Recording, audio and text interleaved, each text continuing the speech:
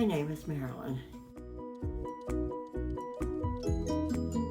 I grew up in eastern Colorado. I'm a native of Colorado. The community was about 500 people, and it was a farming community, but we lived at the edge of town. My dad did the bulk plant delivering gas out to the farmers.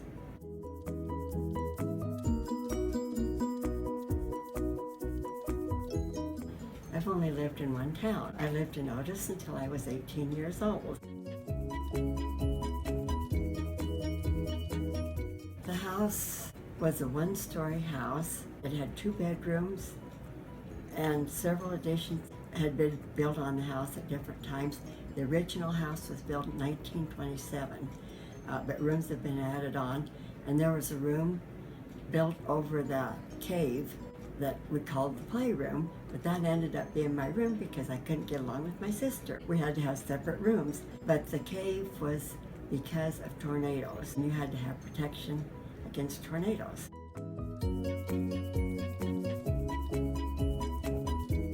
At that time, 1 through 8 was called the grade school, and it was all in one building, so there was no such thing as kindergarten. You started out at first grade, so you did all 8 grades in this one building.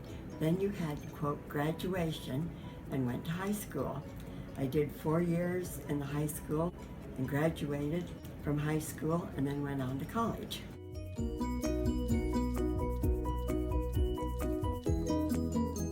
In the early 50s, you had a choice of being a teacher, a nurse, or a housewife.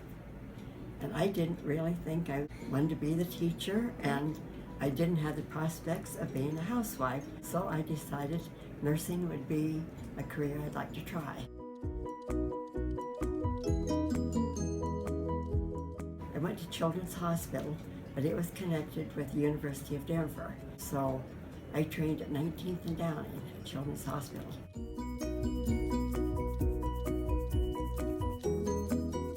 You had a different life. I think one of the things that a small town, everybody talked to everybody, and when you got to the city, you stayed pretty much to yourself, and so that was one of the big changes, that I was a people person, and it was hard not to, talk to strangers, and so it was one of those things that you learned in the city. And at that time, we had boundaries.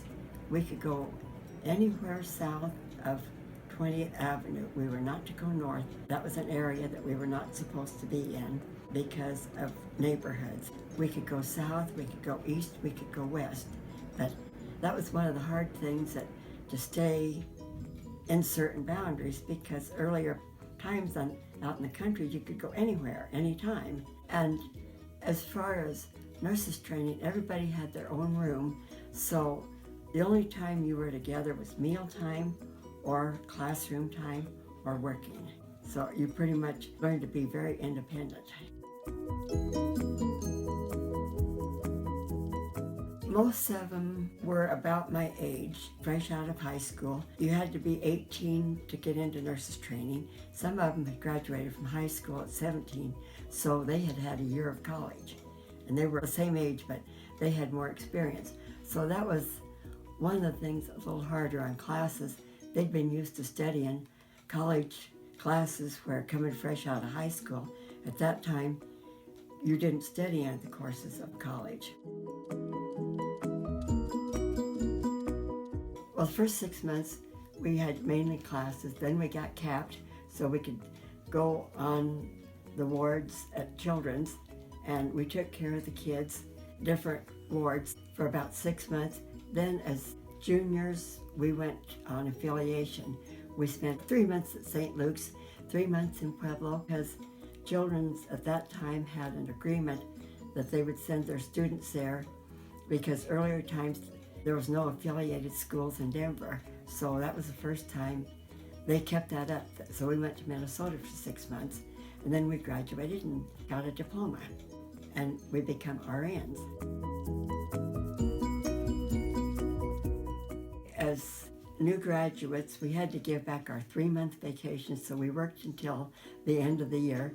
Then we had to take state boards, so we could still work at Children's, So I worked there until May of that year, and I was pregnant with our first child. So I quit, and then I didn't go back to children's because taking care of a baby and taking care of sick kids all day was not a good combination. So then I went to Beth Israel. I worked a year there, and I got pregnant with the third child, so he was born. So then I went to work at St. Luke's, and I worked OB/GYN and the nursery, and I worked there 11 and a half years. And I quit when the kids got out of high school.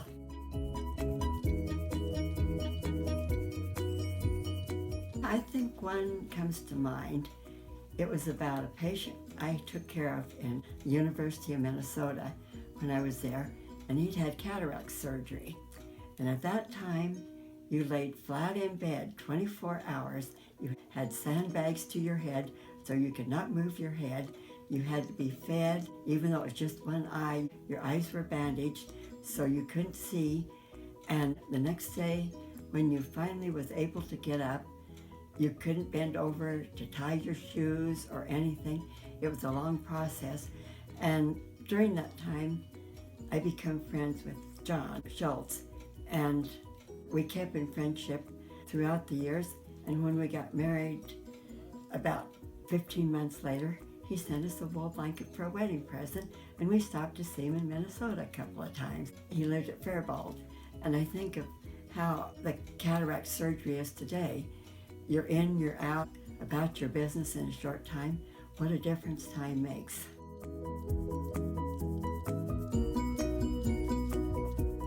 My knee, they found out through x-rays, it was bone on bone. The bone was kind of at an angle, and so the knee would slip out. And I was afraid of falling because I didn't know when it was going to do it. So that's when I decided to get something permanent done. So I went to orthopedics, and they said, "You're a good candidate." And I said, "Okay." So that's when I decided to get it done.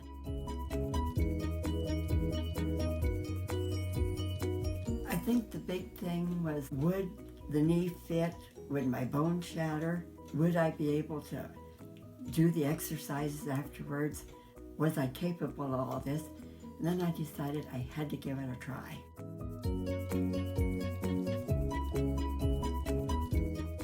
What I remember about that most, when I'd had my hip done, when it was broke, and when it was pinned, I had what they call a spinal.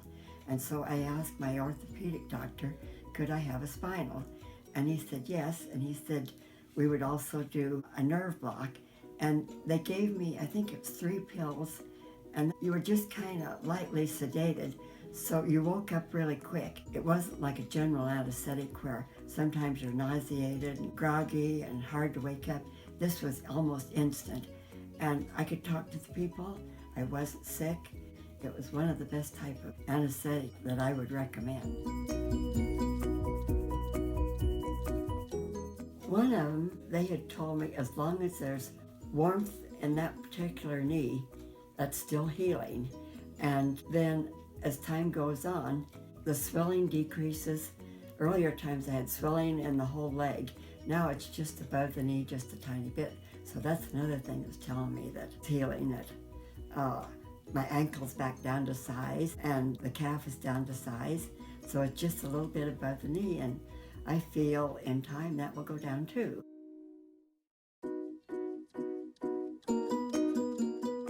I love it. It is so good that I can move, I can walk. I'm getting so I can walk without the cane, and it's just great. I would recommend it. Well, when I went to the doctor the other day for my final checkup, he said, "I won't see you unless you want to come back and have the other knee done." And we kind of talked it over. We'll probably wait a year, see what happens. The other one is a good candidate, but with this one being so good, it may take over the problem on the other knee. I guess time will tell on that.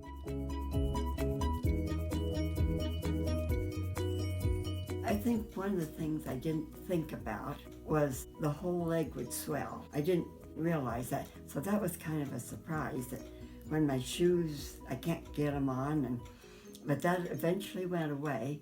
And then it was a little bit scary when I got infection in the stitches, but that has been cleared up. And so it's just things that I hadn't really thought about one way or the other.